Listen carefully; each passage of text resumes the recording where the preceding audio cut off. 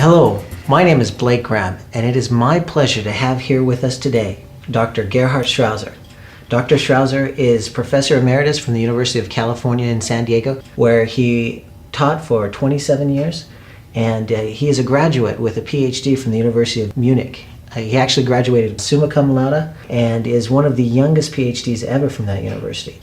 Dr. Schrauzer is associated with many prestigious scientific and health organizations throughout the world, including a member of the American Institute of Nutrition, the American Association of Cancer Research, the Association of Clinical Scientists. You're a fellow of the American College of Nutrition, among many other accolades. You are the director also of your own biological trace element research laboratory and are the founder and editor-in-chief of a magazine by the same name, the Biological Trace Element Research magazine. I've seen a list of over 300 publications. I think there were 306 different publications that you have written for different journals, and I don't think that's all of them, is it?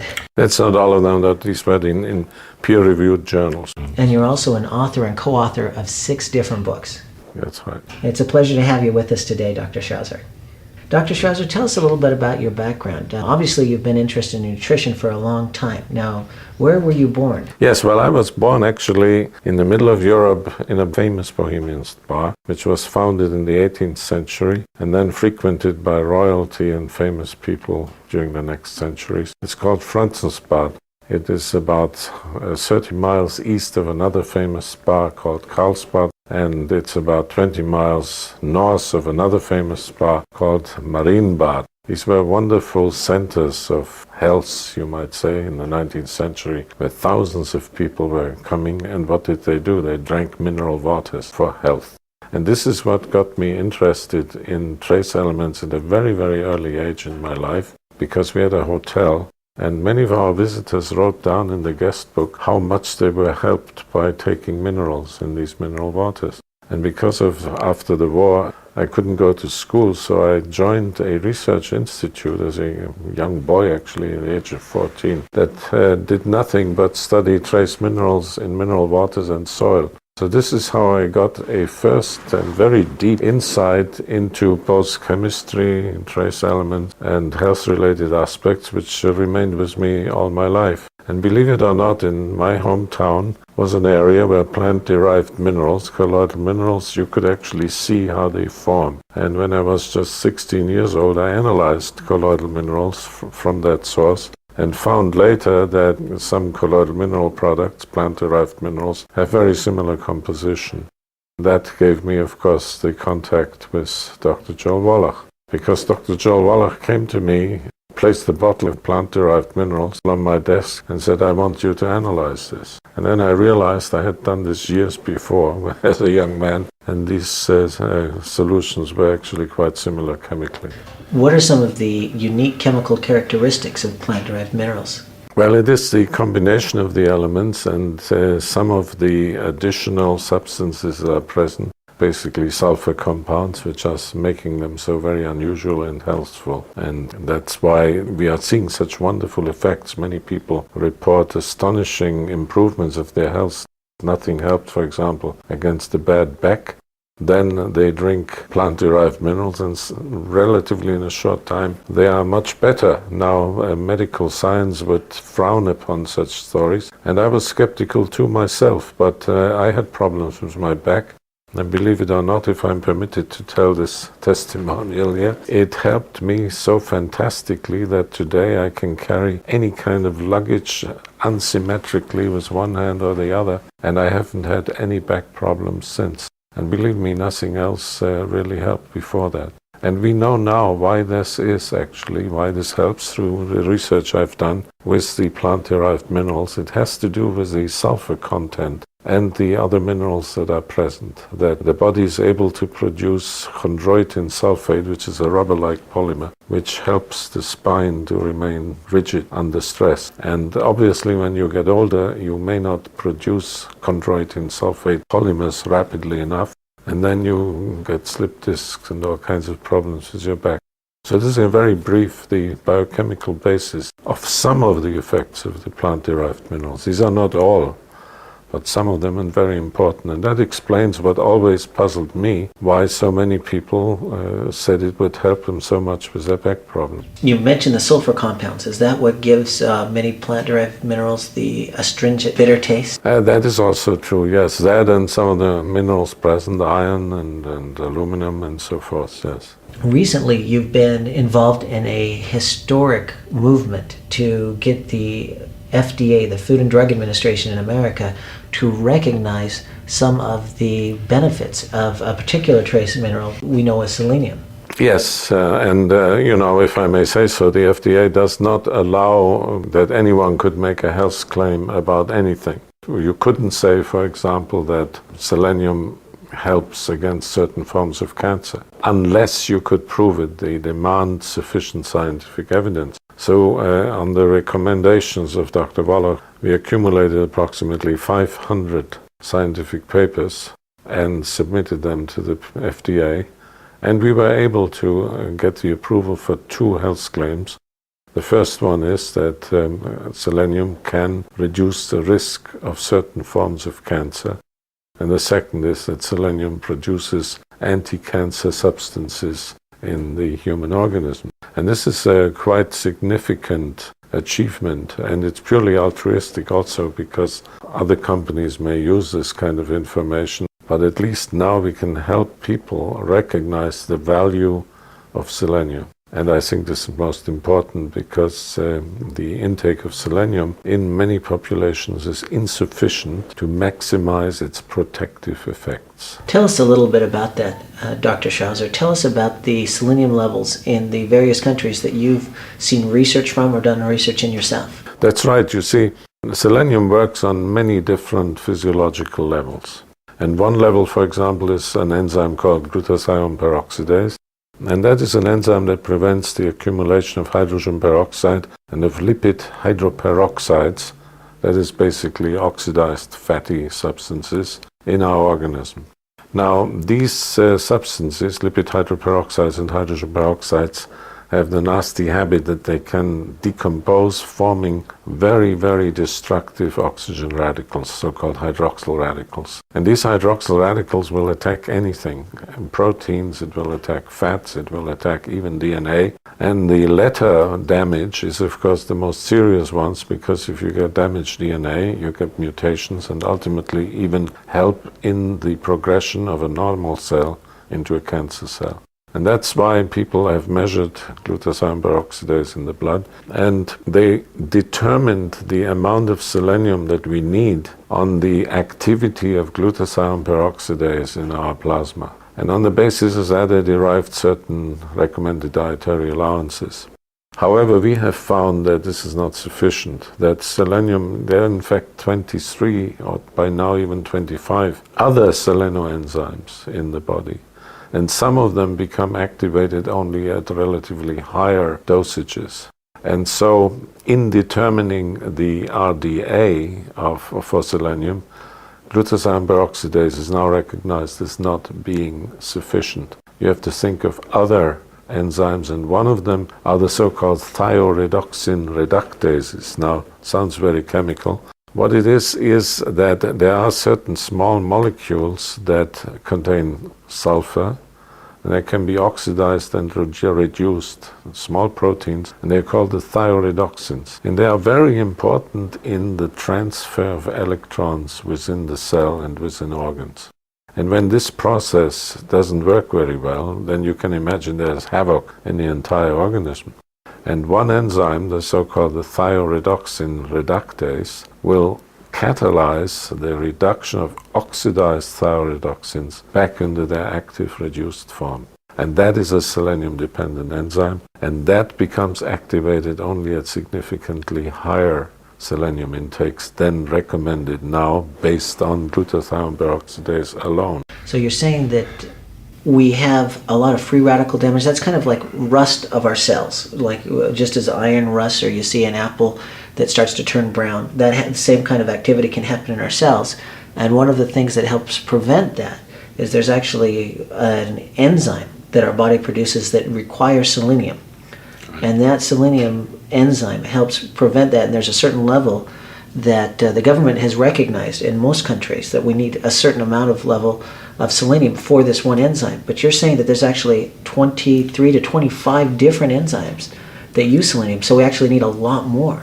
You see, these recommendations were made before some of these enzymes were actually discovered. And because there's a certain inertia with all these agencies, they don't meet every year and they don't want to change their recommendations all the time. So now we know that there's this other enzyme, at least, the thioreducin reductase, and that one is a so-called inducible enzyme. In fact, it becomes active only at higher levels, at levels at which glutathione peroxidase is already maximized. Thioreducin reductase may be still low. And so you can increase the selenium intake and up goes the thioreducin reductase activity. And that is why leading scientists among myself now say we need significantly more selenium than just for glutathione peroxidase. The result is that whereas the recommended dietary allowances are now at around 50 to 55 micrograms per day, we are actually saying the human body needs 300 to 350 micrograms per day. And this is actually recognized by our governmental agencies. This is considered the maximum safe selenium intake. So they acknowledge, yes, you can have higher dosages of selenium every day, and 350 we say to be absolutely safe, conservative at the same time, is around 350, right?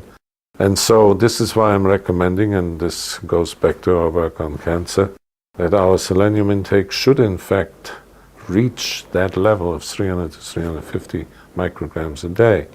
Why do I know this? Well, we actually collected blood from many countries, and then we discovered that in populations where certain cancers like breast cancer, lung cancer, prostate cancer and colon cancer is low, they all had quite nice selenium levels in their blood, which were proportional to the selenium intakes and which brought their selenium index in the order of 300 to 350 micrograms a day. Whereas in countries where you had just 50 to 100 micrograms per day of selenium, these types of cancer were invariably quite high. Let's talk about two of those countries in specific.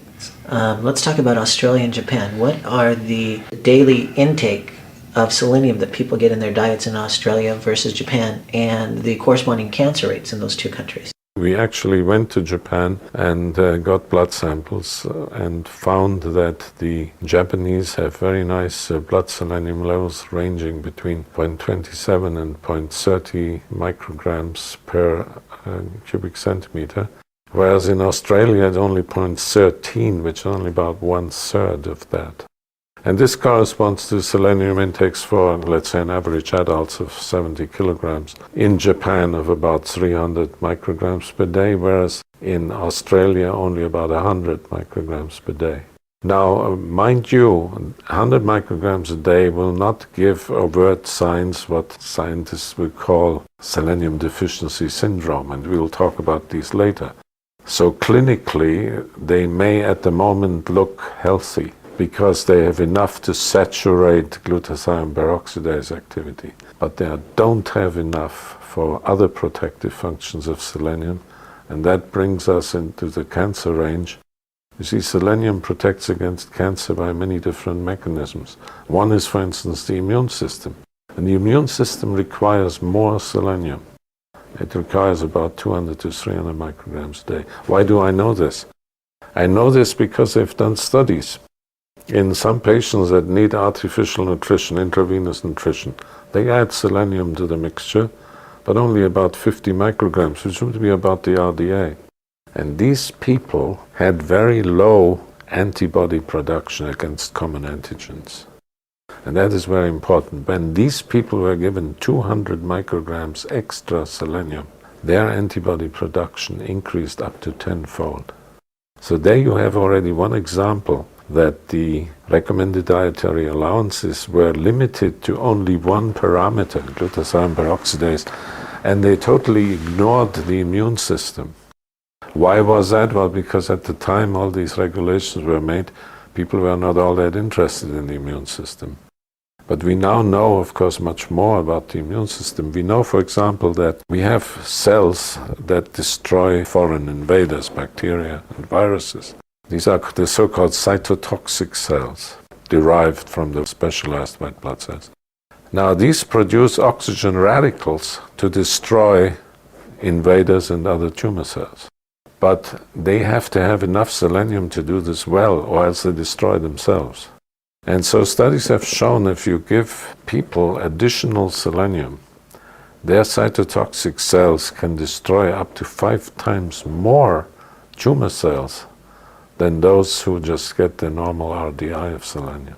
So when you're saying additional selenium, how much additional are we talking? They get some selenium in their diet and then they supplement with additional selenium. That's right, and I think it's a good thing to now say we need about 200 to 300 micrograms extra. We don't really need more, and that brings us into the level of the maximum safe intake that is recommended by the Institute of Nutrition and other agencies. So that shows you that our recommendation is ethical. In other words, you don't have to worry about toxicity. It's well proven that this produces no unsafe levels whatsoever for the entire lifespan, right? And doesn't adversely affect any physiological function. Of course, you will wonder how toxic is selenium, and many people still think selenium is a poison. Historically, this is because selenium became known as a poison for the first time in the 20s in the United States. There are some high selenium regions, and when they had cattle grazing in these regions, they developed diseases attributed to selenium toxicity. For example, horses would lose their hooves, and farmers were terribly alarmed, poisonous soil, poisonous plants, and then they found it is selenium. And the US Department of Agriculture did extensive studies in these regions to find out how they were located and especially also whether they would do damage to humans. So I can say that selenium, from the toxicological point of view, is probably the best investigated trace element ever. But they found no evidence in these high selenium regions, South Dakota is one, New Mexico, of any damage to human health. So the unfortunate image of selenium as a poison was only for animals, not for humans. But this carried on over the years. And when my friend Klaus Schwartz showed 1957 that selenium was an essential trace element, initially people threw up their arms and said, my God, selenium, the poison, suddenly needed by the human organism. And so for a while it was called the essential poison. We now know, of course, that all elements are basically safe at a certain level and become toxic at a higher level. This is true even for water. Too much water can kill you. Too much oxygen can kill you. So we shouldn't worry about this as long as we know the safe window, and that is very well known in the case of selenium. Isn't it true that the safety issue is also affected by some balancing nutrients? I think with selenium, zinc and copper, and they help people to achieve the balance in their bodies with higher levels of selenium. That is right, and the physiological effects of selenium also depend on how much protein you eat. If you give experimental animals a high selenium diet, that would be toxic under normal condition. You can abolish the toxicity if your protein intake is also increased, protein intake of these animals. So it is a balance also between the sulfur amino acids in the food and selenium. And that's why, all the concerns about selenium toxicity are really unwarranted. Selenium has an excellent safety record, in fact, and practically nobody was ever seriously poisoned. Well, you've also been a visiting professor twice in China and twice in Japan. Tell us about some of the research on selenium that's come out of those areas. Yes, I was especially interested in another selenium deficiency disease. We know the Chinese discovered Keshan disease, which is a cardiomyopathy, and we will talk a little bit more about that. But then there's another one, the so-called Bec Syndrome, in which children cease growing because the actively growing part of the bone is atrophied and stops growing, and so they remain dwarfs. And when you visit some of the regions in Xi'an, you still see patients sitting in corners, small dwarfs that have Bec Syndrome. Research showed that selenium can prevent significantly the Bec Syndrome, and I went there and we did some research and we found that some additional elements play a role in this disease as well. The deficiency, for example, in iodine, boron, very interestingly, which we know also helps bone formation, and then interestingly enough a highly neglected element, germanium, which is in some of the colloidal plant-derived minerals also. So here you have example of synergistic interactions. It is not selenium alone, it is important. You've got to watch the other ones too, and they have to be given in the diet as well. Tell us about some of the conditions that you've seen selenium help with. I know you've talked about bleeding fevers. Yes, hemorrhagic fever, which is a terrible disease with an extremely high mortality, 80% mortality.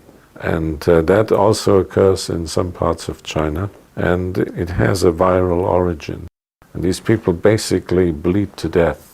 And there was a Chinese doctor during an epidemic of hemorrhagic fever who decided you've got to do something about it. These people were dying. So he gave these people selenium at relatively high dosages. And he could actually lower the mortality from 80% in the acute phase of the disease to about 20%. It's a tremendous success.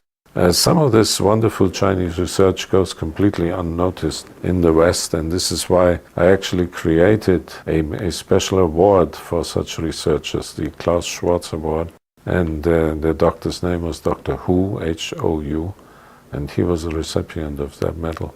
You've also seen benefits of selenium with teeth and even eyesight, I've heard. That's right. We've done studies in patients and gave them selenium, and then by questionnaire, the 80% or so reported improvements of their vision.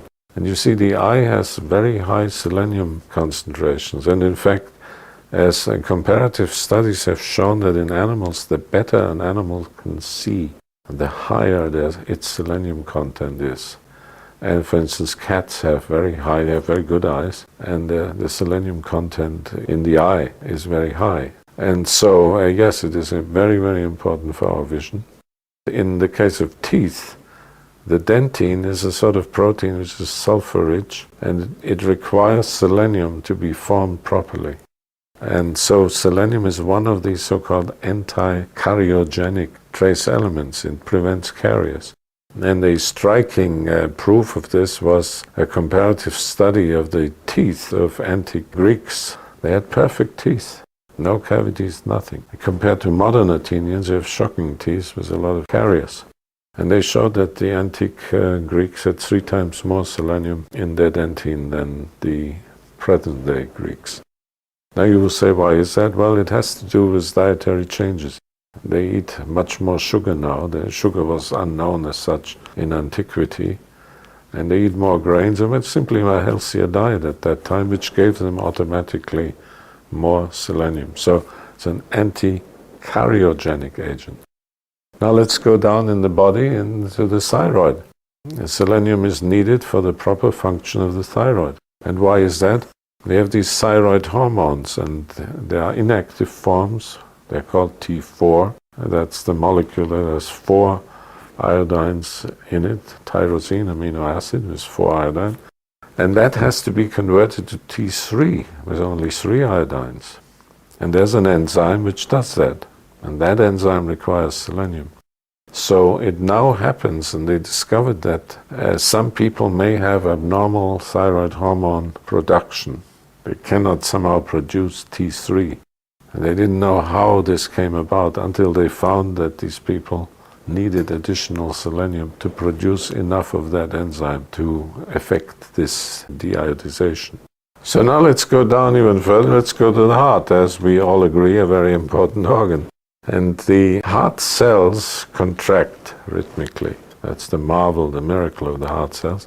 And this contractile function requires selenium. So normally the heart should be rich in selenium. If you make the heart low in selenium, you develop cardiomyopathy, which can be fatal. May I tell you now a personal story, which I haven't told you yet, or seldom anyone.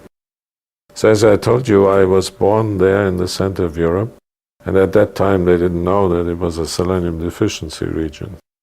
There was something peculiar in my youth. I couldn't run very well. I always had trouble running. And when I then went to Germany, joined the university, we had to have a medical exam. And we got an X-ray, and suddenly all these medics called all the physicians, look at this guy, he has a so-called athlete's heart. At that time, people called anyone with an enlarged heart an athlete's heart, because they saw it often in people who exercise a lot. I didn't do much exercise. I told you I couldn't run very well. I actually had the beginnings of Keshan disease. And by taking selenium, my heart has normalized in size, because it turns out my hometown is in a low selenium region. And that brings me, what I mentioned before, to the very important effect of selenium and viruses. They couldn't quite work out why some of the children in the Keshan diseases died while others did not, until they found out that in the heart of most people are actually viruses, which are normally benign, so-called Coxsackie viruses. There are at least 7 different variants of these viruses, and they are what we call cardiophilic viruses. They will lodge specifically in the heart. They won't do you much harm or any harm. But if your selenium intake is low, then we know that you get more oxygen radical production. Now, these oxygen radicals will not only damage your heart cell, they will also damage the virus, the Coxsackie virus.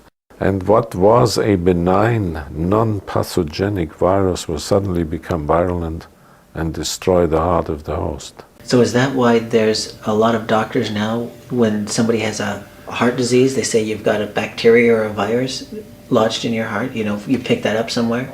It was actually there all the time. It was all the time. It's a selenium deficiency that triggered it. Exactly, it triggered it, and it can also be triggered by other environmental influences. For example, they found in Germany that people who were exposed to mercury had a higher incidence of cardiomyopathy.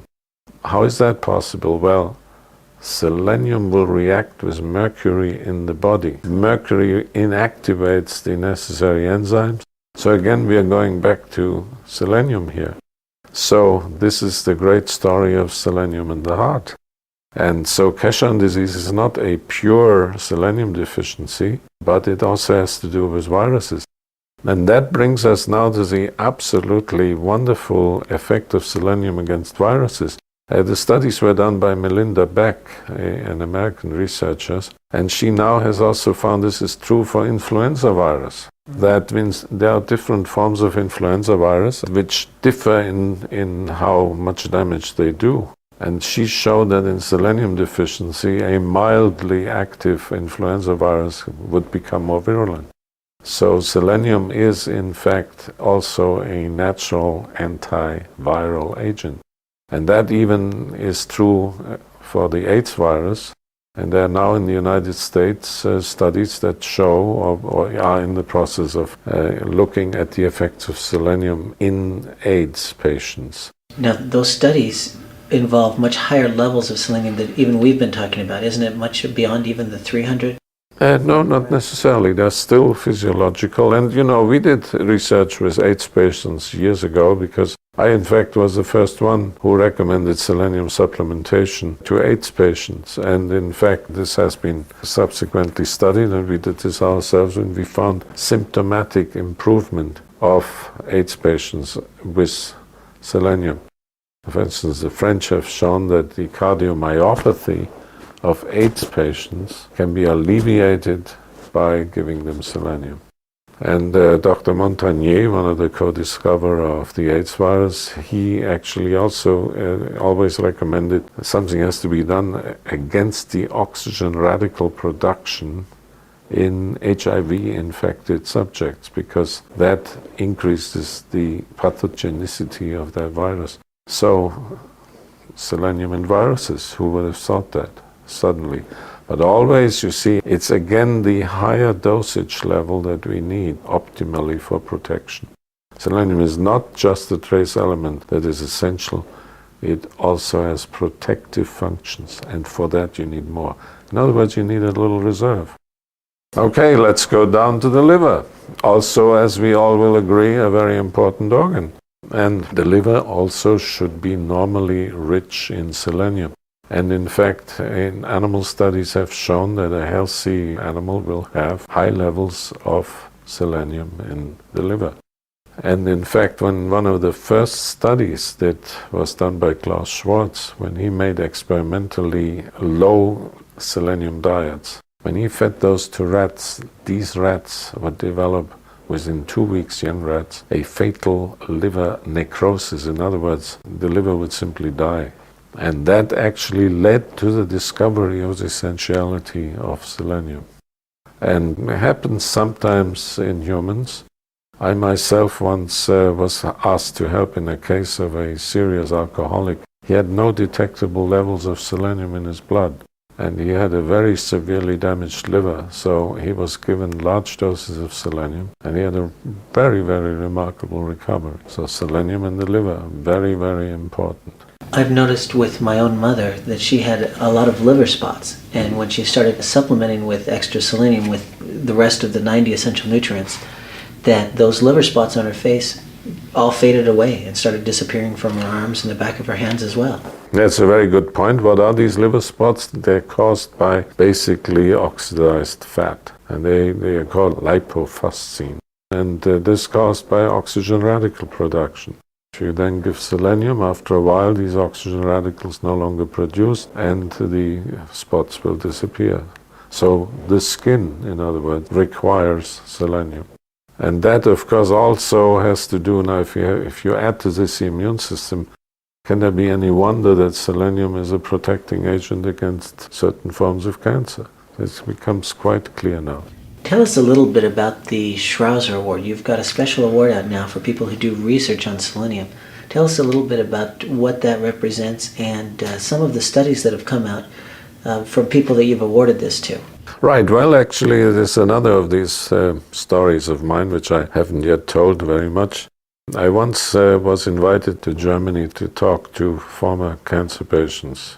You know, there's these self-help organizations, and I arrived there late in the evening, and before I left my hotel in Switzerland, I had some selenium supplements on my desk, put it in my trouser pocket, and I came to this place where these women were all aggregating, and it was Friday night. Suddenly the door opens and the woman comes in, and she had lymphedema of the arm, and it was swollen. What is lymphedema? Well, you see, people who had breast cancer sometimes get all the lymph nodes of the arm and the axilla taken out, and then they may develop a stagnation of lymph in their arm, and their arm will swell up, become quite hard. And these arms are very sensitive to infections, and this is called lymphedema. Most women are being told, well, you have to live with it, it's better than to die from breast cancer, and there's nothing we can do. But these poor women have to watch very carefully whether their arm gets infected, and oftentimes they have to wear gloves all the time to do their work. And can you imagine, if a woman has her right hand with which she has to do work, she must avoid any form of injury, or else she would get erysipelas infection, which can be very dangerous. It's a very unpleasant condition. And on this evening, a woman came and had a swollen arm which was seriously inflamed, and she was in pain and blisters formed on it. She passed my table, and I simply integrated all my biochemical knowledge. I said, sit down, reached in my pocket, gave her the selenium, and she took that selenium, 800 micrograms, I still remember today. And then she was sitting at our table, and we could actually, within 40 minutes or so, see how the inflammation disappeared and how the swelling went down. And within 12 hours, the total swelling of the arm was very, very significantly reduced practically to normal. So we were, of course, excited. And then, since there were so many women there with lymphedema, we did a study with 86 of these women and could confirm, yes, it works. And it's now an accepted therapy in Europe for lymphedema. Did it work on all 86? It works in a large percentage of these patients. Of course, you have some patients who had lymphedema for many years, decades, and then it hardens, they get calcium deposits. But even there, after longer dosages of selenium, we could still achieve a softening even of old a resistant lymphedema. So it seemed to help everyone. It was certainly positive. And then, in the meantime, large-scale in clinical studies were done in some clinics. And one of the key results was that selenium does prevent the infections. And so they don't have to take antibiotics anymore. And this is, of course, a great achievement. And for this, I received a reward.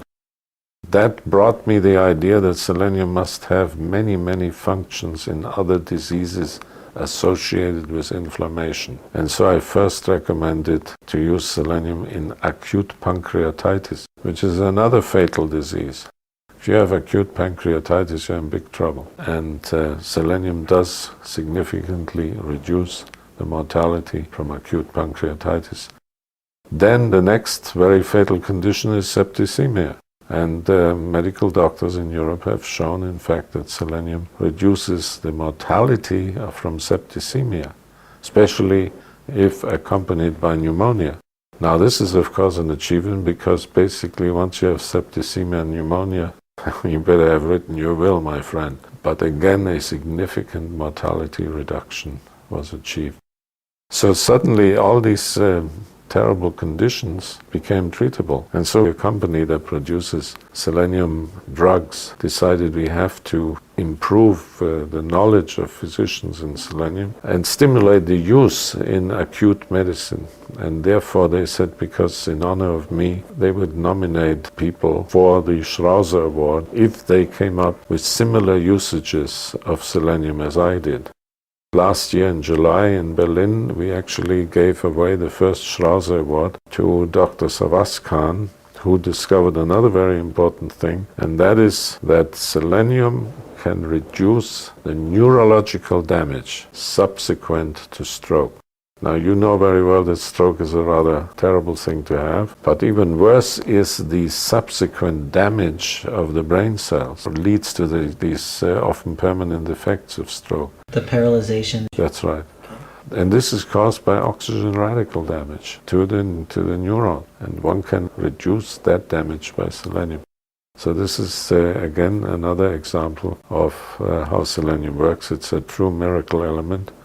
And we haven't seen the rest of it yet. There are many things to come. The story of selenium goes on like I've never seen with any other trace element. Usually when something like that is reported, they have an initial increase of research papers, well, and then, it stops. But in the case of selenium, in the past 30 years, it goes on and on and on, becomes more exciting almost every week now. How much selenium were they using? What kind of dosage? Well, in acute cases, you have to use a little more, and they give about 1,000 micrograms intravenously, often because seriously ill patient cannot swallow. Germany is leading in this application of selenium, I have to say, yes. How much selenium do you personally use? Well, going back to our real interest in selenium is nutritional. What you have to do is always make sure that you have a healthy reserve of selenium in your body, in your liver, in your heart, and elsewhere. And therefore, 300 micrograms to 400 micrograms a day, this is how much I'm taking, now for 30 years. Now, there are some other nutrients that help with the effects of selenium, some synergistic nutrients. That's right. What are some of those? Well, vitamin E, for example, is a well-known synergistic nutrient because you can argue, you see, if selenium doesn't catch all the hydroperoxides, you can still form some oxygen radicals which are then snatched by vitamin E. And so vitamin E can actually reduce the requirement for selenium, right? You can use less selenium if you have vitamin E, which so there you have a synergistic effect between selenium and vitamin E. Then synergistic effects between selenium and iodine. Thyroid hormones, the proper functioning of the thyroid, you need selenium and iodine. The synergistic effects between selenium and copper, some synergism between selenium and zinc. For best results, people should be using selenium and the rest of the 90 essential nutrients? For general maintenance, just to maintain optimal health, all nutrients are necessary. That's probably the best advice I can give you, because giving an isolated nutrient is, in a way, not right. For example, people have shown if you give people too much just magnesium, you get into trouble with copper, for example. You can induce a copper deficiency or also reduce the iron. So there has to be a proper balance. Also calcium and magnesium should be given, not just calcium. The body maintains a pretty sharp ratio between calcium and magnesium. The same thing I think is true of iron and copper. Yes, you're right. You see, there are people who for some reason had iron deficiency anemia, and giving them iron alone didn't help. But giving them some copper suddenly improved their condition. Why? Because copper is needed for proper iron utilization. Is there a difference in the form of selenium? Is an inorganic form versus a chelated form versus something from a plant? Is there a difference in how the body utilizes it?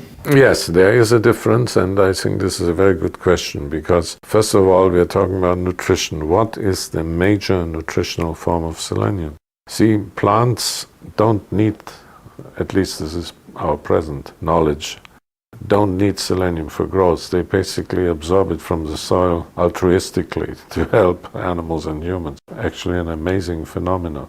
In other words, even at very low selenium soil, you still get grass growing, but the forage crops on selenium poor soils are not healthy for the animals, and this is how it was discovered that white muscle disease in lambs, for example, would erupt.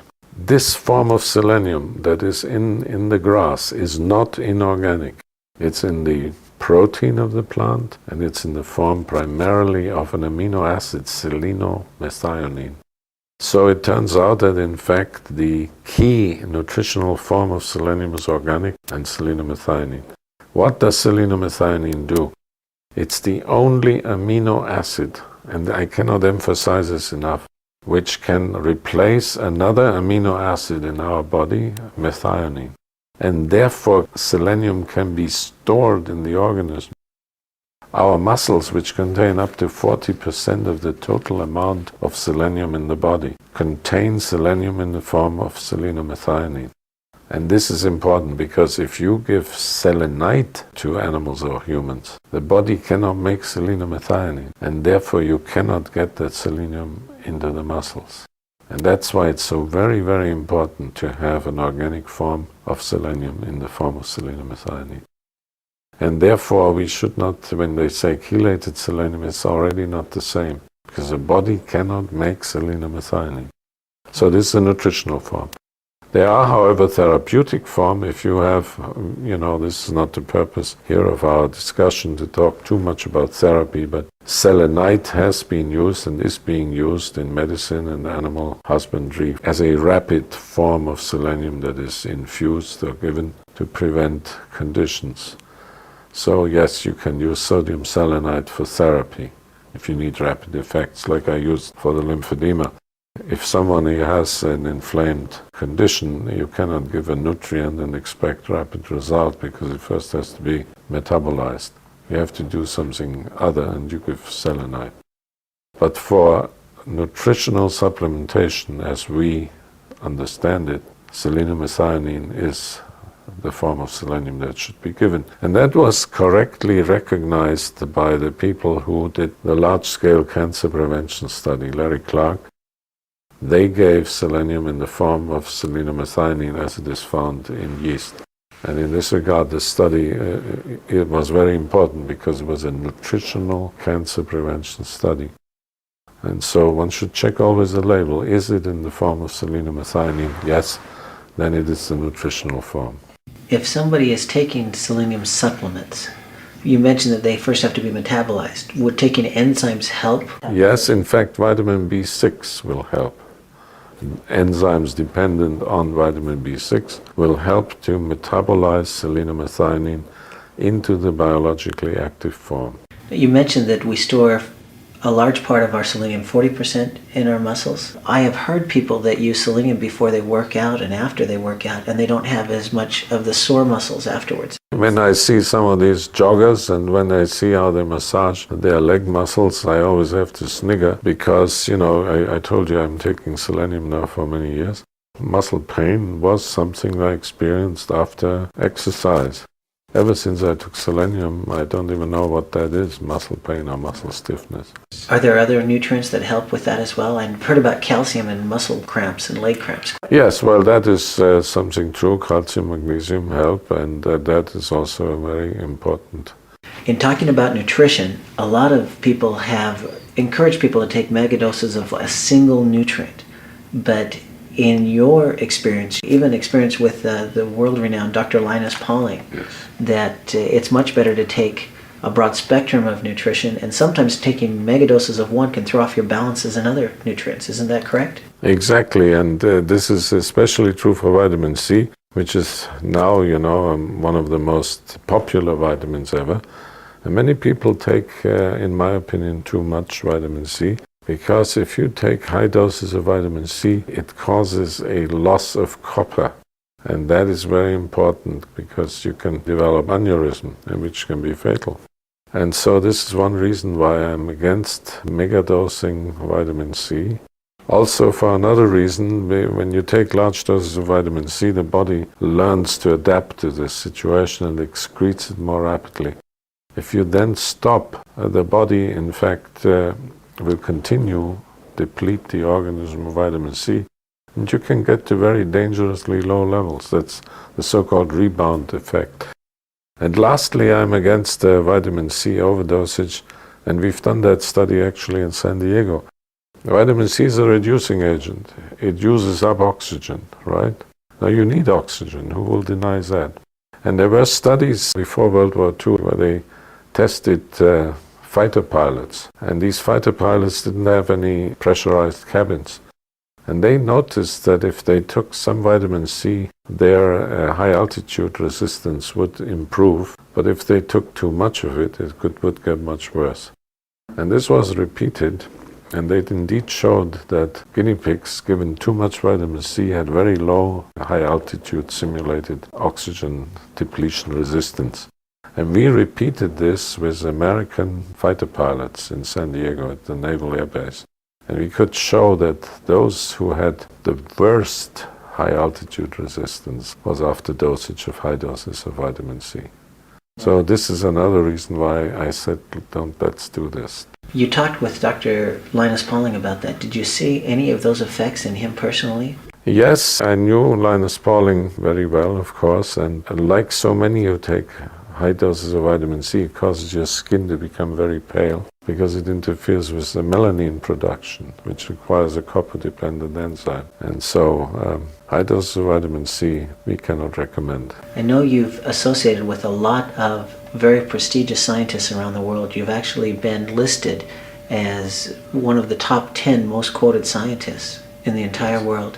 What do you feel about your association with Dr. Wallach? Tell us a little bit about how you met him and how you feel about some of the research that he has done. Well, Joel Wallach became known to me from the press in 1978 when he announced that he discovered the first animal model of cystic fibrosis in a rhesus monkey. And that was a wonderful achievement because cystic fibrosis is quite common in the human population. And, people say, when they really don't know what something is caused by, they say it's genetic, right? And to this day, we haven't really gotten a handle on cystic fibrosis because we didn't have an animal model to create conditions related to cystic fibrosis, which involves, by the way, pancreatic atrophy. It was Dr. Joel Wallach who actually developed a rhesus monkey model of cystic fibrosis.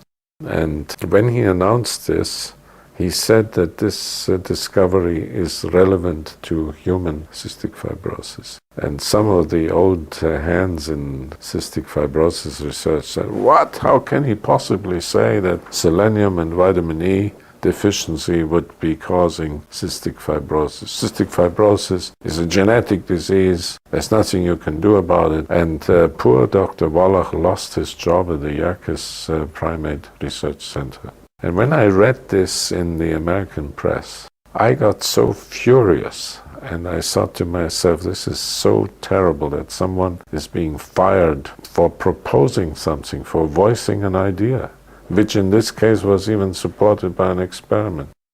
At that time I was organizing an international conference at the University of California, and I invited Dr. Wallach to give a talk, and I still remember we invited really the cream of the crop of trace element research in the world. It was 1979, and Dr. Wallach gave an extremely well-received lecture on his theory of cystic fibrosis. And this helped him greatly, in fact, to overcome the stigma of having been, openly dismissed. And since then we became the best of friends, and it's a wonderful collaboration that has developed. So 25 years of happy friendship, really. And if you add now my previous interest in colloidal minerals and work, it makes it almost an unbelievable coincidence that the two of us have met. Somehow we were placed together to work together, and if I use a strong word, for the benefit of man. Well, Dr. Schrauzer, just to conclude this message, we've heard a lot of the research that you've shared with us, that you've come across. Why isn't the public aware of this? Why don't more doctors publish these and the medical community make a bigger deal about it? Yes, well, this is a very difficult question to answer. Why is that? Because it takes surprisingly long before a message sinks into the medical community. Take cardiomyopathy. Usually doctors see patients much too late. In other words, when they're already dying of cardiomyopathy, then they have to do all kinds of things, including surgery or whatever. Therefore, they're not really interested in nutrition. They say, why should I consider nutrition? These patients are dying, I have to do surgery, for example. And so when you tell them, hey, why don't you give them selenium? They never see patients before they develop the cardiomyopathy, which may take years. And I think this is the real issue at the core of this situation, that medical doctors see everybody far too late. Chronic diseases require many years before they actually become manifest. And this is where nutrition comes in, and this is where I think the recommendation of taking selenium and other minerals becomes so important, because we have to tell healthy people before any sign of disease is noticeable, take your selenium, take your minerals, take them now. And you will not ever land in the heart clinic with cardiomyopathy, right? So we use all the protective properties of minerals in time, as they do in veterinary medicine already for years. So I think part of our message today is not only for people to supplement with selenium, but to help us take this message to other people as well, because the medical community is not doing it. Absolutely. It's like talking to the wrong agency, right? You're talking to the water agency about your gas stove. They will say, well, you're a nice guy, we like you, but we have nothing to do with gas stoves. And the same thing, I believe, is ultimately, if you go to a practicing doctor and you say, what can I do about cardiomyopathy? Well, what can he tell you? He's not a nutritionist. He has his hands full to do with acute cases. And so he will say, well, I don't know, or don't do anything. And this is where we come in. We can say, no, with good nutrition and mineral supplementation, you will never get these conditions. Do you have any last experiences that you would like to share with us? Well, I already mentioned, for instance, that muscular pain has completely disappeared. I never have it, but maybe I should throw that one in. I was a little nearsighted in my 30s, and I often had to sit in the front row during lectures so I could read the slides. And I was afraid, in California we have to take driver's license examinations every 3 years, and they test your eyes, and they would have said, Gerhard, you need glasses. And so when I took selenium, suddenly my eyesight improved so much that all these problems disappeared, and they remained so today. I don't need glasses. And I've subsequently talked to many people who take selenium, and many of them say the same thing, that their eyesight improved. And our studies with the lymphedema patients show the same thing. What about mood? Yes, and that is also important. The brain needs selenium. And in fact, selenium methionine specifically goes into the brain. So this is a very important fact, and I'm glad you brought that up, because studies have shown if you put humans on a low selenium diet, they become depressed. And if you give them selenium, their mood stabilizes, their depression is gone. So it is absolutely essential for brain function, and it helps you with mood.